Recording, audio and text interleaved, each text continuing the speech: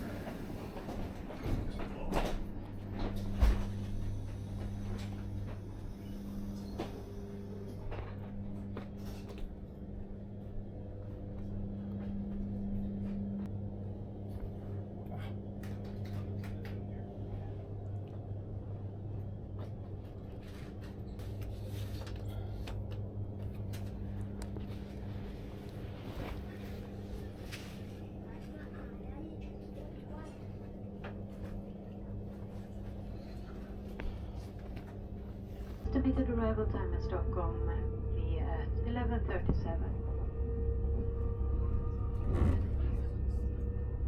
You will find the bistro on board in car number 3, and we will get back to you with more information when we open.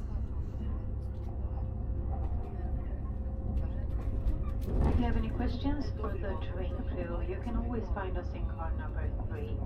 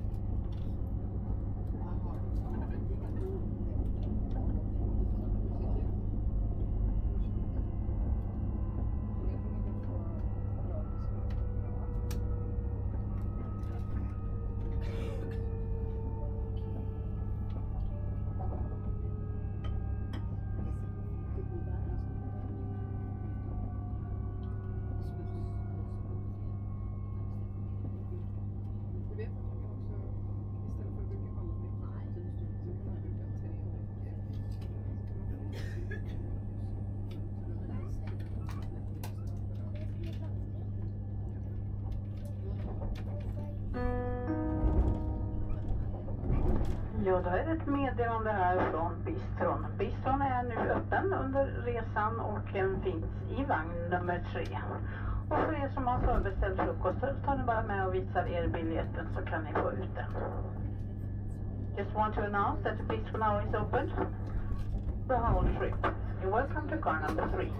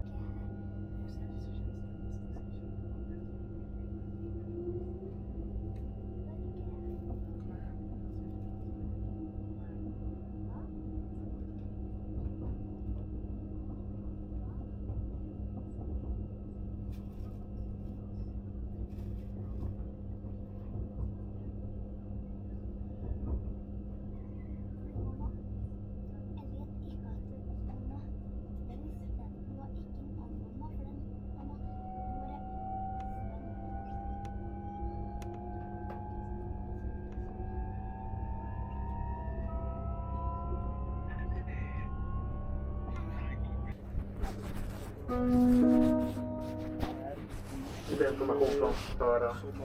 Vi har fortfarande ingen prognos eller någon typ av uppdatering, utan vi står fortfarande och väntar här i Katrineholm på grund av den nedrivna kontaktledningen. Så tyvärr fortfarande ingen ny info, utan vi får fortfarande stå och vänta här en stund till. Information from the driver. We are still waiting in Katrineholm, and I have no new information or an update. Power cable was, the overhead power cable was torn down, and we will have to wait in Katrineholm for an unknown amount of time.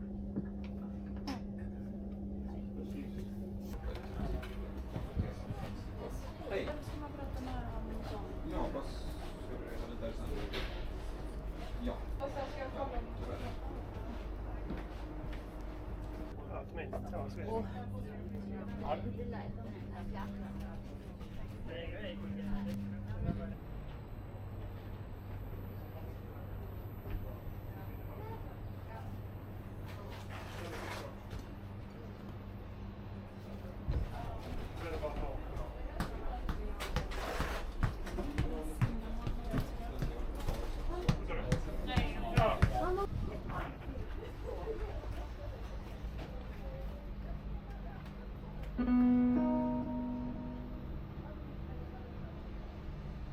Trafikinformation från föraren. Anledningen till att vi fortfarande står kvar här vid Katrineholm än för att vi väntar på att få en grön signal ut.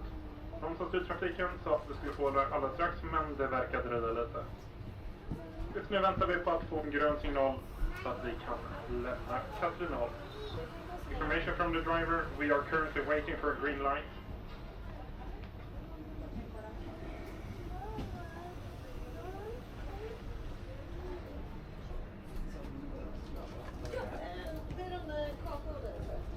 Yes, och så varmt. Ja, ja, exakt.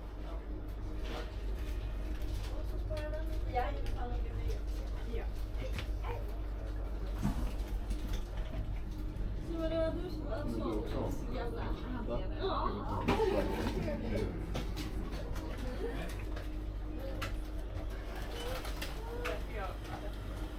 Jag tog på sådana här. Och vi ser om jag vill ha lite varmt.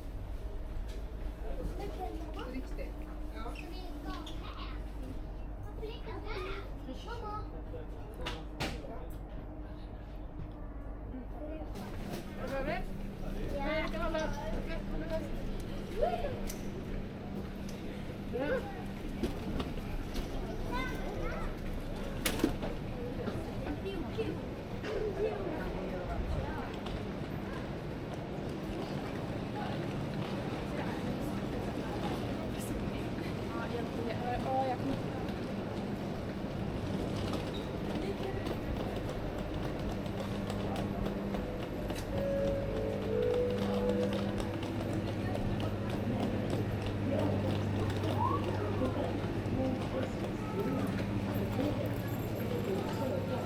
Kommer strax.